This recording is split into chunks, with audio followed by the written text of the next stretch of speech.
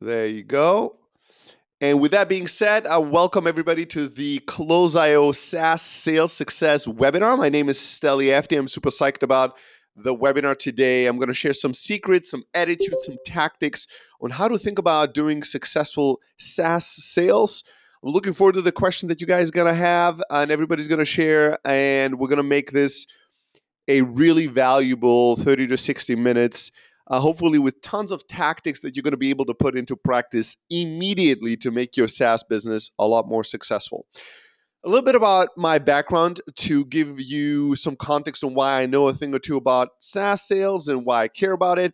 When we started the business, we originally started it as Elastic Sales. Elastic Sales did something very simple. We helped venture-backed SaaS companies develop a predictable and scalable sales model, and then we helped them scale it. We did that with over 200 venture-backed startups in Silicon Valley alone.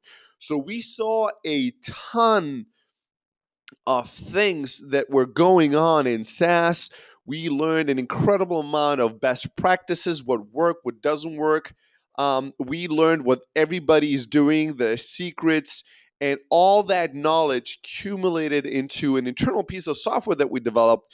Originally was called our secret sauce, but when we launched in January 2013, we named it Close.io.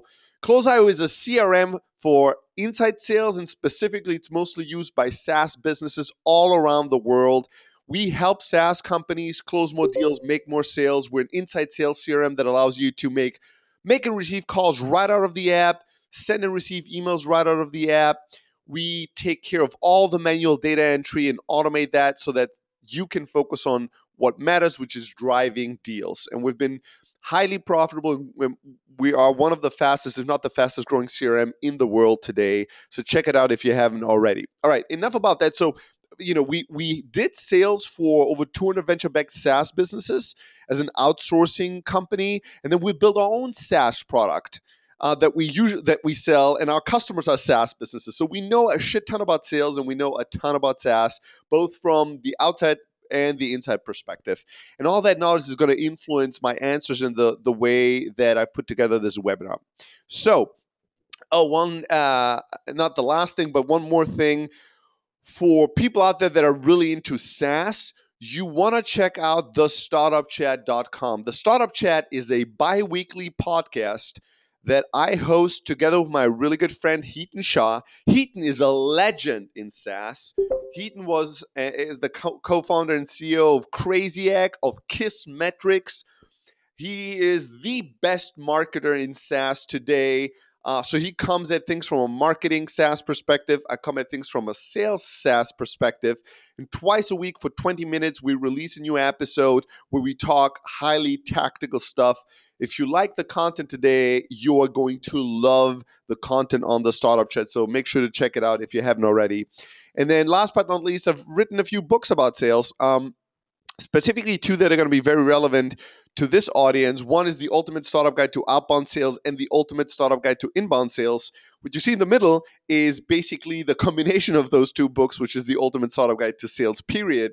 If you want any of these books on the kind of an ebook, PDF, and Kindle version, shoot me an email at Steli, Steli, at close.io and say, give me the books, motherfucker, and I'm gonna just send you the books for no charge. We've sold tens of thousands worth of these books, but you guys are gonna get them for free. All right, let's start with a little bit of inspirational storytelling and a bit of attitudinal kind of reframing on how to do SaaS sales successful. So a lot of you might think, well, I'm not a salesperson necessarily. I started in SaaS or started building a SaaS business because I wanted to have the beauty of the automation. And you're thinking about getting started with it, but you might be a founder, an engineer in background. You might not feel like you're the absolute sales ninja. For the sales ninjas in the audience, we're going to give you some really tactical stuff. But for those who aren't, I want to share two stories to tell you that anyone and everyone can crush it in SaaS sales. I'll start with a story about my very good friend Flavio Rum. So Flavio is originally from Switzerland. He's been an entrepreneur. His background is in computer science and engineering, but he started as a founder and very quickly became a growth hacker at the startups that he founded.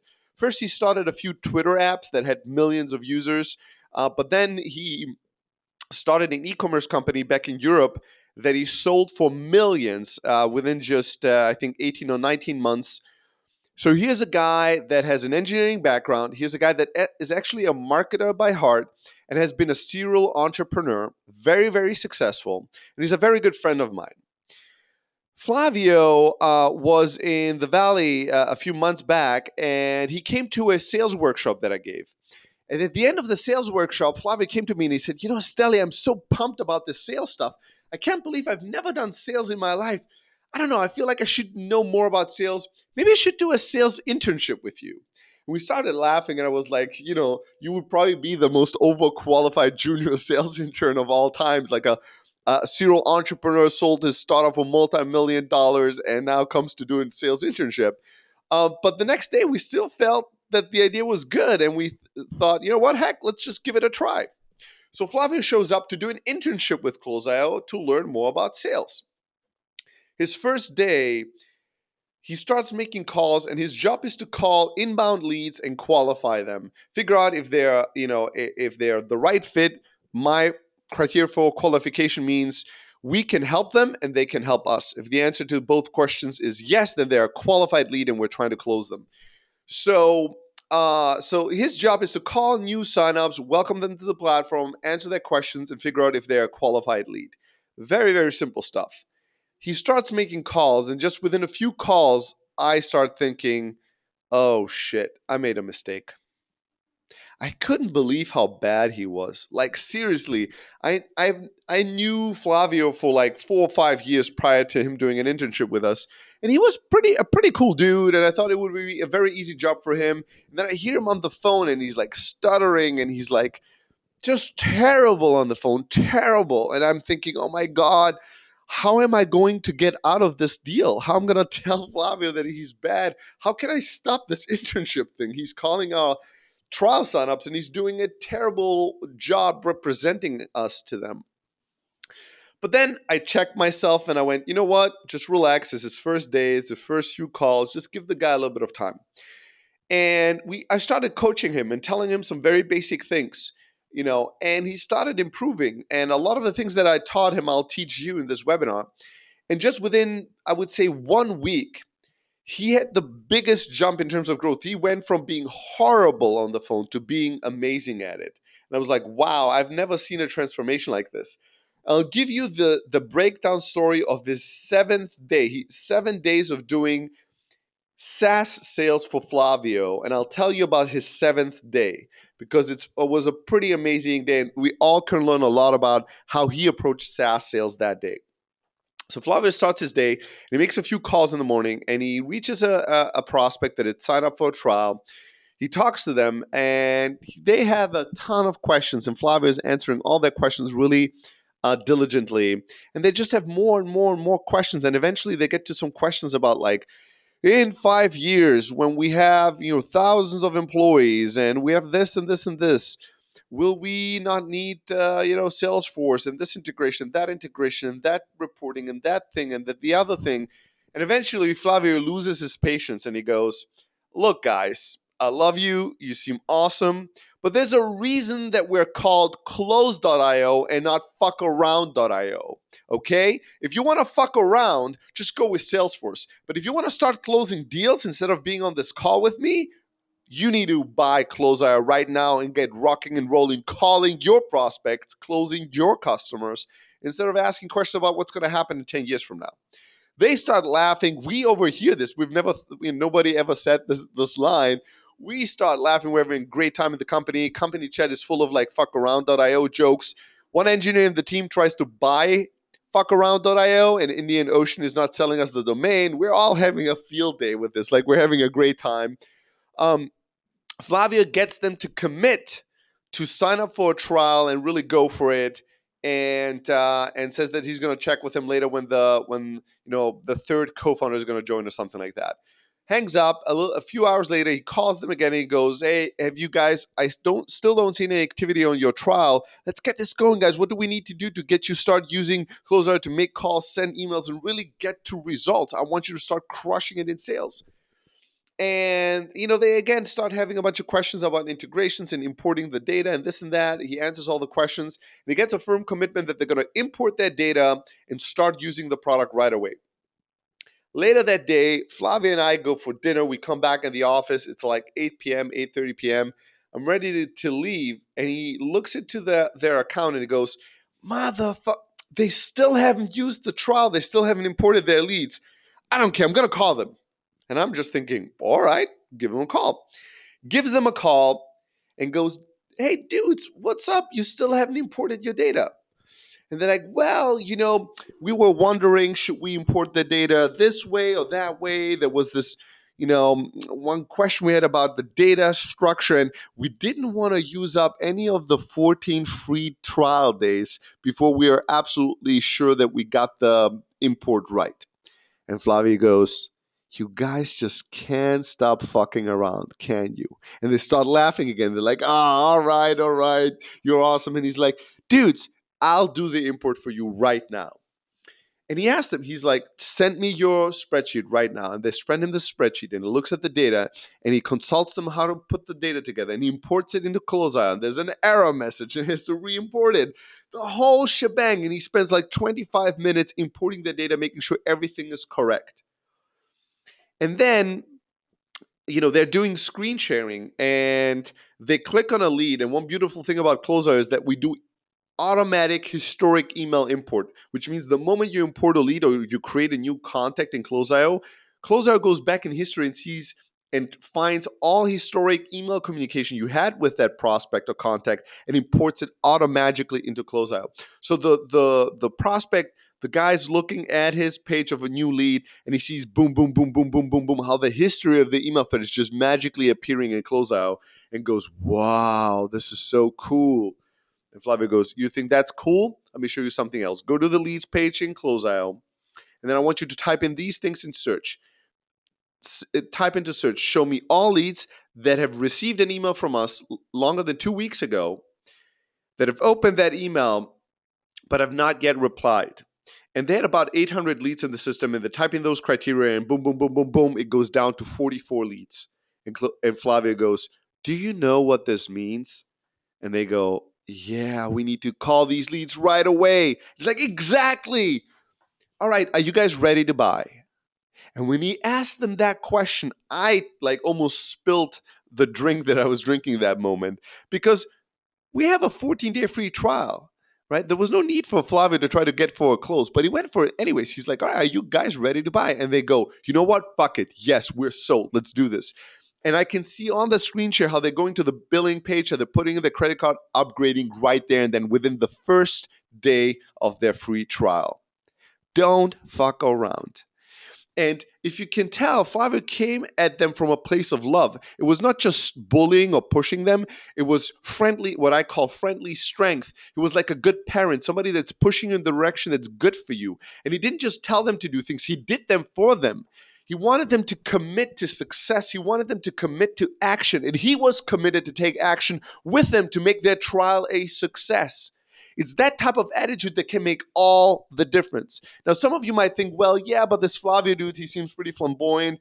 And although he didn't have any sales experience, he seems like, looking at the jacket and that smile, he seems like a pretty salesy dude to me. All right, let me tell you a quick story about another guy, and this story is going to be much faster. One of my favorite, and if you're in SaaS, you need to know about Patio 11, Patrick McKenzie. If you don't know him, Google him right now. Go to his blog, consumios.com, and read all the articles he's ever written.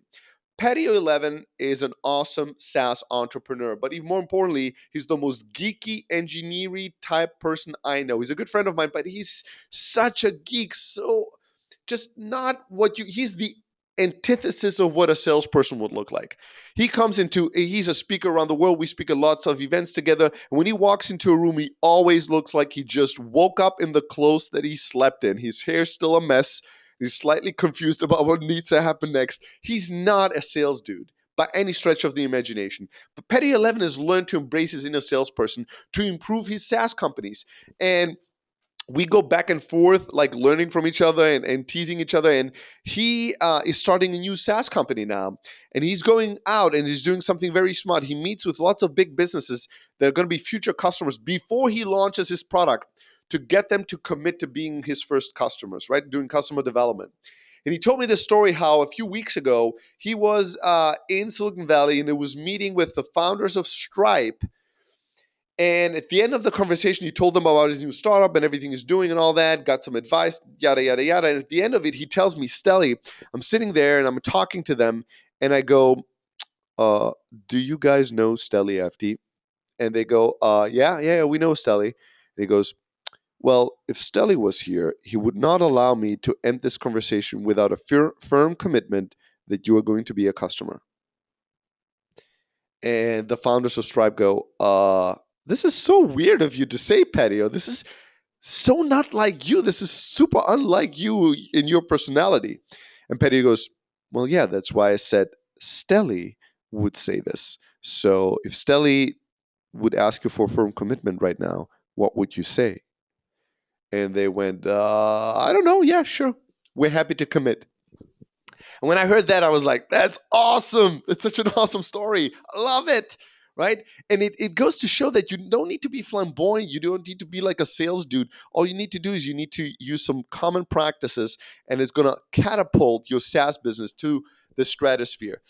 I started with the attitudes and the storytelling to inspire you to go outside your comfort zone and really embrace the tactics that we're going to talk about in a second. But now we're going to launch into real tactical stuff, and I'm going to go really, really fast so that we have some time in the Q&A to really dig into your questions and thoughts about this. My first advice for you if you're doing SaaS is to keep your trial short. In our case, it's 14 days, and a 14-day trial is a perfect trial for what we're trying to accomplish. Our average sales cycle, and we have customers that pay us thousands and thousands a month, all the way down to a few $100s a month. Our average sales cycle is 17 days, which shows you that a bunch of people on day 14, they reach out to us and they say they need the trial to be extended. And we do that after we engage with them and we find out why they need an extension and what it will take for them to become successful and then to become a customer. But we like to keep trials short. It shortens the sales cycle, and it also takes away the illusion that a lot of people have, that a lot of people think their SaaS product is so great that if they give people a really long free trial, people are going to just lock in and fall in love with it. This is true in very, very, very rare cases. If you're a Dropbox, this is true. If you are, an Evernote, this is true. But for 99.9% of all SaaS companies out there, your products are not sticky to the degree where people will start using it and use it more and more once they start using it. And the more they use it, the more they can't stop using it. For 99% of you, this is not true. And if you think it is, you need to look at the data and get some proof that it is. But I guarantee you're going to have a hard time. So what I would encourage all of you to do is, don't use the free trial as an excuse to sell people and an excuse to get people to get to a decision point quickly. Yes or no, I'm getting value out of this or not. I want to use this and become a customer or not. Don't use a 30, 60, or 90-day trial because of your insecurities to market and sell to these people. So my advice is most SaaS businesses should have a much shorter trial. The next thing you want to do is you want to automate the hell out of emails. You want to make sure that during the trial, people get a lot of emails from you. If you look at some of the best SaaS businesses out there, go and sign up for a trial for them, and you see you're going to get a ton of communication from them. This is not by accident. This is by design. They know that most people will sign up for a trial for a SaaS product, and then they will forget it. They will forget about it. They will sign. How many times have you signed up for a SaaS product and then you get distracted and a few days into it you forgot about it, and then you're like, yeah, I should check it out, but I really didn't have time right now. So it's your job, your responsibility as the SaaS company. When somebody shows interest and says, I want to see if I can use this to better my business, better my life, it's your responsibility to champion the relationship and to remind them and re-remind them and sell them and educate them and market to them until they get value out of your trial. It's your responsibility, not theirs. So you need to email to them a lot. If we want to make the world a better place immediately, just let's double the amount of emails that we send to people. One of the most successful SaaS investors of all time, Christoph Jans, who is a great blogger, was the first angel investor in Zendesk, says if a portion of your customers or a portion of your trial signups don't think you're spamming them, you're sending too little emails. It's just the way it is. And I'll give you some ideas and examples on what kind of emails you want to send. So first of all, you want to send drip emails, right? And the lifecycle tool that I would use, the one that I would highly recommend is customer.io. They're good friends of ours. They're running a great SaaS business. They're very inexpensive, and it's for if you have a technical team, it's the greatest tool. It's super easy to implement, very powerful. It allows you to create drip emails. Drip emails are basically emails that are automated, but that are sent based on basic rules. It can be, based on the amount of time after somebody signed up for a trial, or it could be based on the behavior that somebody has on your trial. Did they, use the product after day 3? Did they import their leads? Did they make a call, send an email? Did they take certain actions? Have they not logged in longer than 7 days? You can set all these rules and then send them automated emails that seem like personalized emails. So they come from a real name. Don't send any emails to people ever in your SaaS business, ever, that come from a contact at or support at or newsletter ad or no reply ad email address. Even our newsletter that we send out to tens of thousands and tens of thousands of people, our newsletter, our monthly newsletter at Close.io, the email that it's being sent from is Steli at Close.io, the CEO. It's my email. And all the responses, and people respond to that newsletter with critique, with questions, with positive feedback, with opportunities, with whatever. I want to be as accessible as possible. For these drip emails, you don't want to use any HTML templates. You want to make these emails seem as personal as possible. The more personal and the more human they seem, the higher the response rates, right? One little hack that we used in the early days, we don't do this anymore, but just to give you a sense, is that we'd use a drip email, and at the bottom of the email, it was just like hey, I want to welcome you. Hey, I'm one of the founders of the business. I want to welcome you to the trial. Let me know if there's anything I can do for you if you're open to jump on a quick call to discuss if we can help you out, blah, blah, blah, something along those lines. And at the bottom of the email, in the footer, it said sent via iPhone. That little sent via iPhone thing increased the response rate by 300%. You know why? Because it seemed more human. It seemed more real. It seemed less automated. It seemed like I just saw them signing up and I sent them a quick email through my phone. It's not something we do anymore, and I'm not a huge fan of it, but just to give you an idea, the more human the email seems, the higher the response rates that you're going to get, right? So be really cognizant of that. You want to send them email based on certain activities. When they sign up, send them a welcome email. When they do certain things or they don't do certain things in your product, send them an email. When they visit the upgrade page multiple times, you might send them an email. Or if they're customers and they visit the cancellation page, you might want to send them a quick email. One day before the trial ends, we send an email to people that we haven't engaged with, and we ask them, hey, we've seen you haven't been that active. Your trial ends tomorrow. Do you have any questions? Did you need any more help or more time? Just let me know if there's anything I can do to help. Lots of people respond to that email as a very, very actionable email. And your emails, in our case, all our trial emails have a simple goal. We want to get people on a phone call.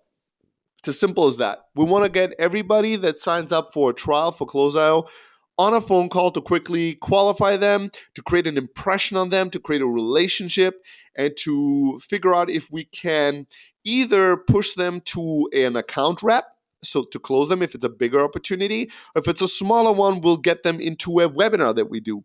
But we're trying to helping them, and we try to get everybody on a call. So we have a singular focus on what we're trying to accomplish during the trial. And every single email ends with an action item, one simple thing. Hey, reply to this email. Let me know if Tuesday or Thursday, 10 a.m. or 9 a.m. works well for you. That leads me to the next point. You want to call everyone within 5 minutes of sign up. So a lot of businesses in SaaS are not calling their signups. I think it's crazy. I think you need to call them. I think in the early days, it doesn't even matter how high your customer lifetime value is. I think you want to call everyone to create an impression, to create a relationship, and to learn. You need to create insights. I have this simple quote: the company that understands your customer the best will ultimately own them. If you don't understand your customer as well as your competitors do, your competitors will ultimately own your customers. The only way to really truly understand your customers, to really know who they are, is to have a very close relationship with them. Calling them to have a conversation on the phone is a very powerful way to do that in a semi-scalable fashion.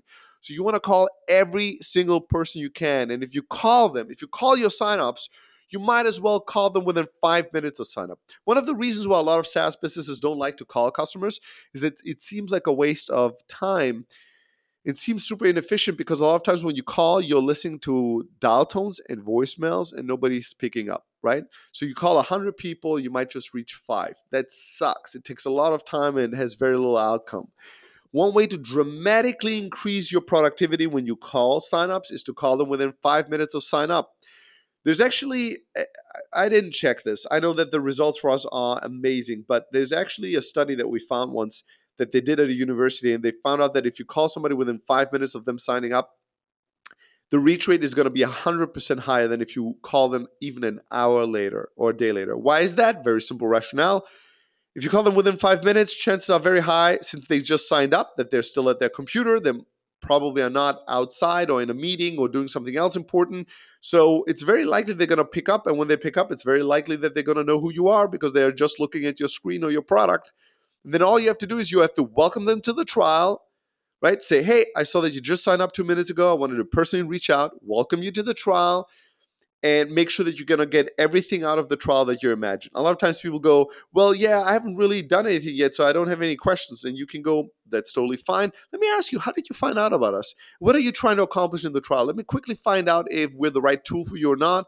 If we are, I can point you in the right direction. If we aren't, I can put you in a different direction and make sure that you really don't waste any time. I've done this thousands of times. We have an inbound sales script. If you send me an email to steli@close.io, I can share that one with you. So, all right, so I mentioned a bunch of these things already. You want to call quickly. You want to really just answer their questions, find out what are they trying to accomplish in the trial? What do they think your tool is? Where did they hear about it? Just learn more about them and empower them to either be more successful and get the most out of the trial and activate them, or if they're a really bad fit, point them in the better direction. Tell them that, your tool is not a newsletter tool and you're using MailChimp for newsletters, so point them to that tool, or just be helpful in any way you can. Try to qualify them and create a real high quality deal pipeline. That way we are a lot better at predicting our revenue because we are talking to a lot of our trial signups and we can tell with the high accuracy level what the deal outcome is going to be, how big those deals are, how qualified they are, and what the time to close is.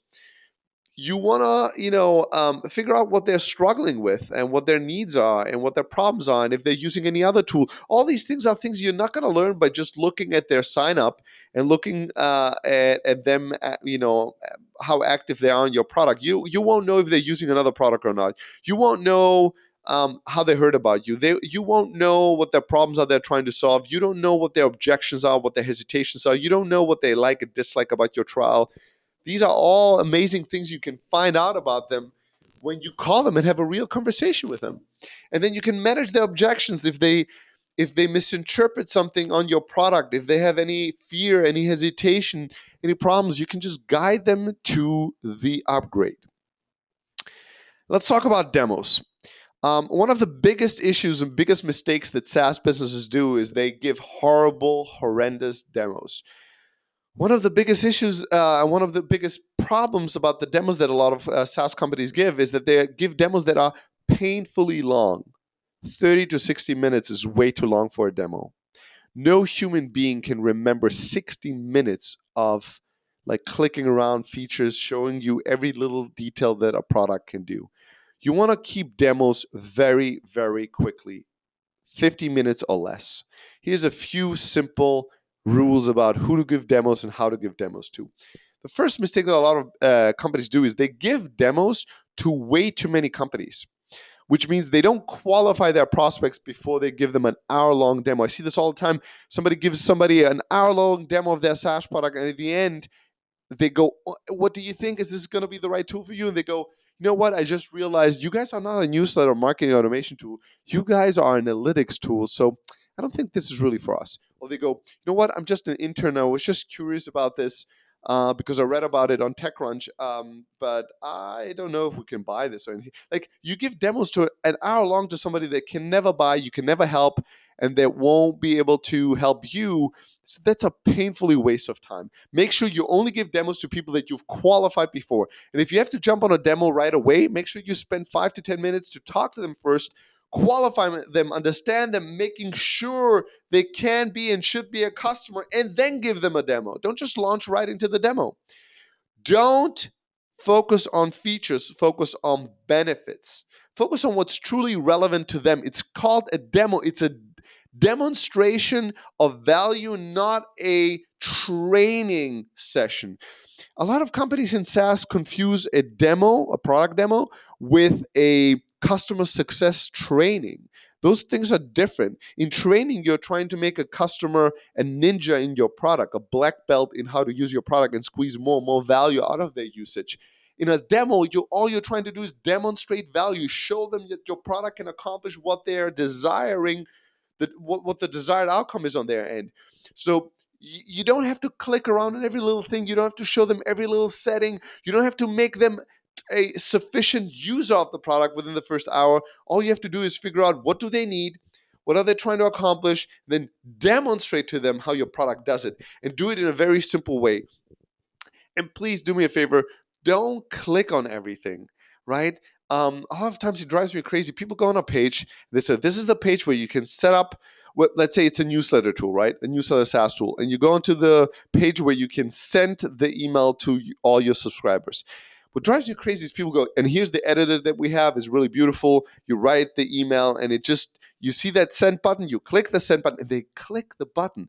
And there's a spinny wheel that spins, and they go, you click the send button and the spinny wheel spins, and we wait for a second, 2 seconds, 3 seconds of spinny wheel, boom, and now we sent the email.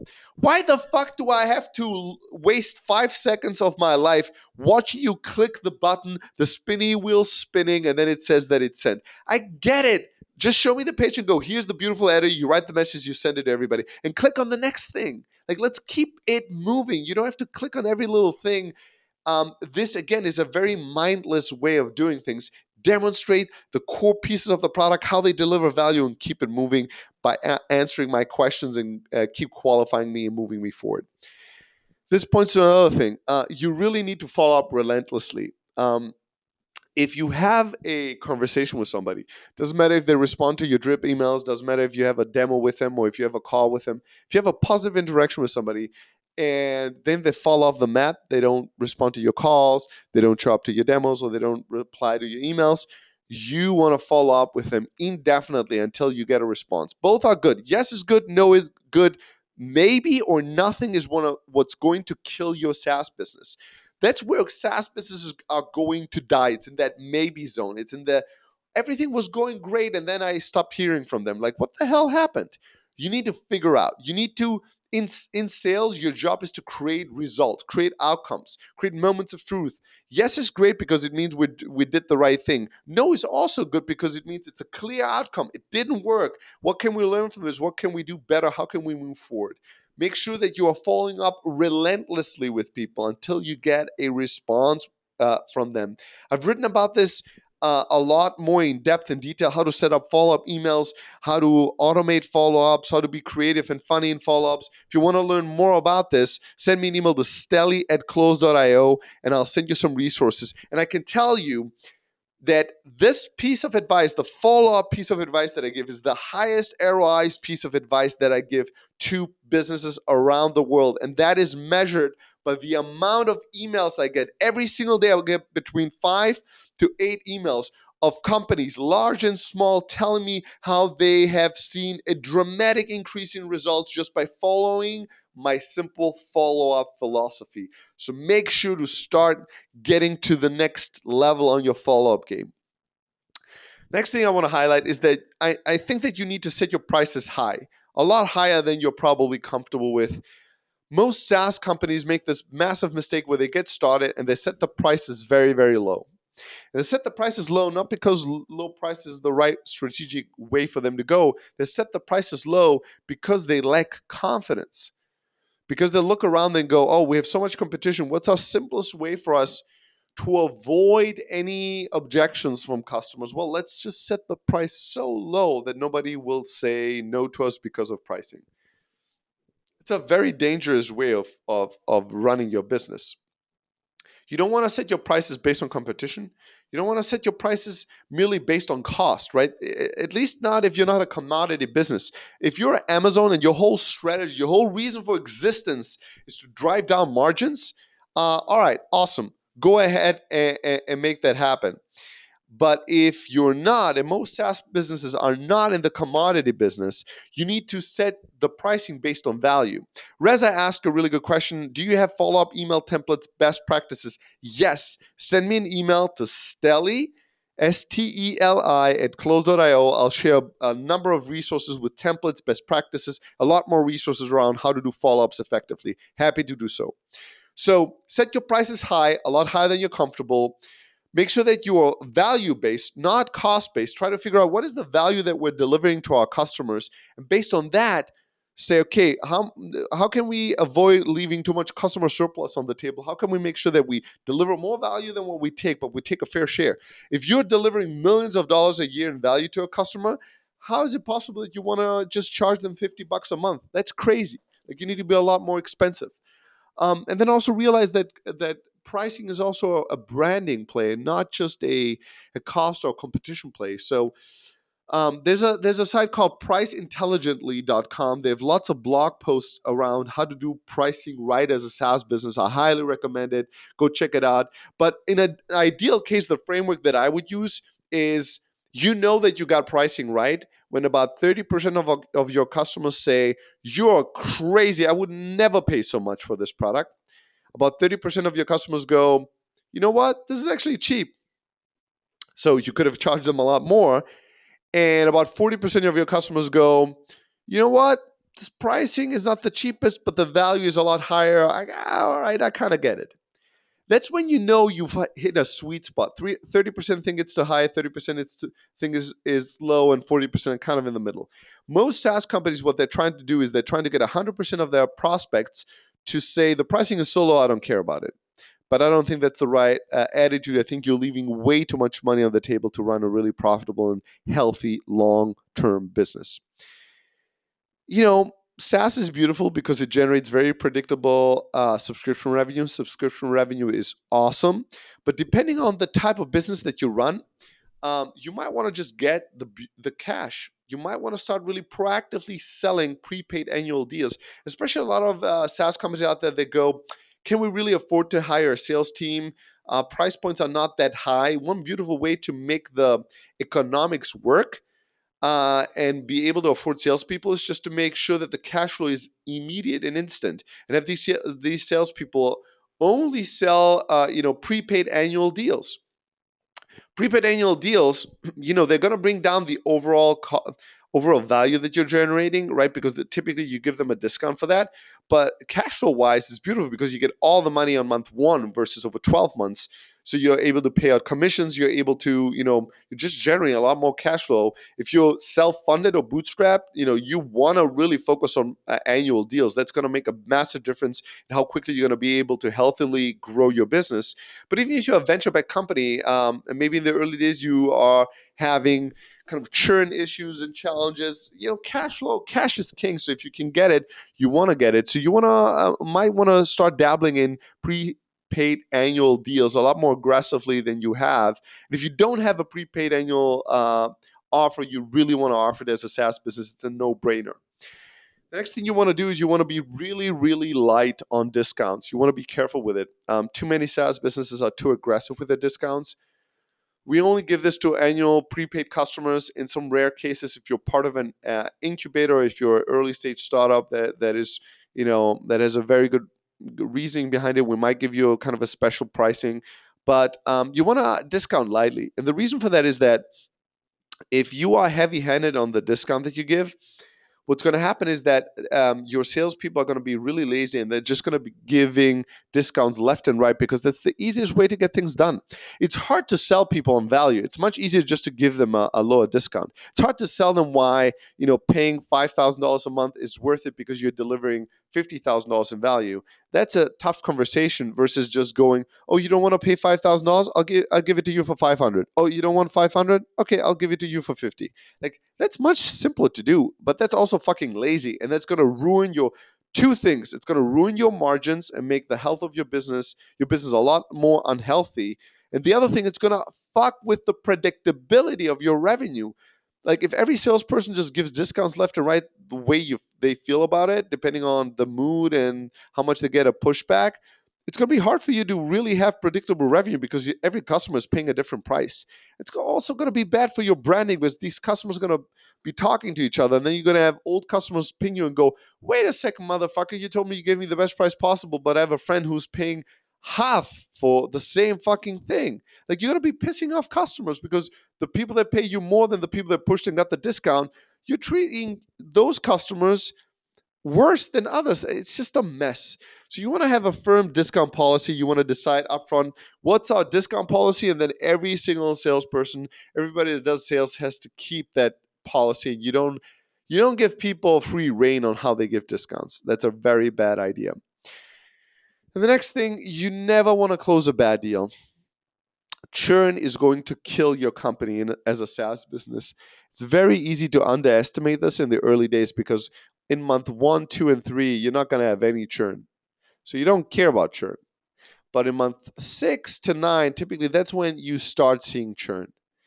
And churn, if you can keep churn healthy, which means not have as little customers as possible canceling, even in a more ideal way, if you have a product and a process and a customer base where as the months go by your customer is paying you more money, that's a beautiful thing. It can make a dramatic difference in the growth, the health, and the economics, and ultimately the valuation and value of your business.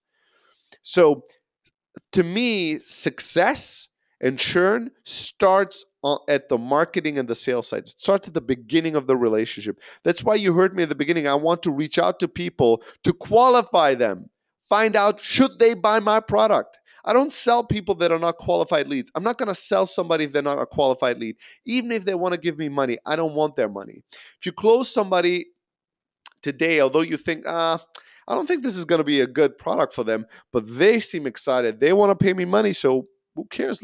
So be it. Let's take their money. It's very short-sighted. Here's what's going to happen with selling to somebody that should not buy your software. They're going to buy and they're going to pay you some money, all right? But then they're going to start being unhappy about it. So they're going to start asking for a lot of support. They're going to be complaining a lot to you. So they're going to be eating up a lot of support resources. They're going to have a lot of negative conversations with your team and with yourself. They're going to start talking shit about your product to other people on social media. They're just going to be a bad reference, somebody that creates bad word of mouth for you. And then ultimately they're going to churn. So you might have, you've created this revenue and you create this maybe you paid on commissions on that, you hit a certain milestone on it, and then a few months down the line, that revenue goes away again. And it's a very painful thing because during that time, you have to invest all this support, all this help, all this extra effort because they should have never bought and they need all this extra help, extra support, extra this and that. And then they leave. So you never really get the profits out of the relationship. And they don't just leave, they leave and they're unhappy because they were not successful. They're going to go around and they're going to tell everybody how much your product sucked. Although it just sucked for them, it sucked because they were the wrong customer. But they don't know that. You didn't prevent them from buying. So it's your responsibility as well. So closing a customer that should not buy your business, although they want to pay you, is a bad idea. Don't do it. With a zero policy on selling to the wrong customer. Don't do it. It's gonna kill your SaaS business. All right, and with that being said, those were all the editorial and tactical stories I wanted to share with you guys. Obviously, there's a lot more, and if you have any specific question, now's the time to ask them. We have a few more minutes on the webinar, and I'm going to be hanging out for the next 13 minutes answering any questions you have. All you have to do is just go into the chat area and write down your question. I'm going to be answering it. If you have a very personal question, if you need more resources, more help, if you want the books or any articles, any more feedback from me, you can always send me an email to Steli, Steli, at close, close.io. Steli at close.io. Just get in touch with me and let me know how I can help. Besides that, I'm going to wish everybody here an amazing day, an amazing rest of the week. Go out there and crush it. I hope you take at least one or two of the tactics that we discussed today to implement them immediately and get your SaaS company to the next level. I'm rooting for your success, and I'm always available to be a resource and be helpful and useful to get you guys to the next level. All right, that's from me. Thank you so much. I'm looking forward to see you in the next webinar. As I said, I'm going to be around here. If you have any questions, I'm going to be just answering them. Besides that, I'm wishing everybody a great day.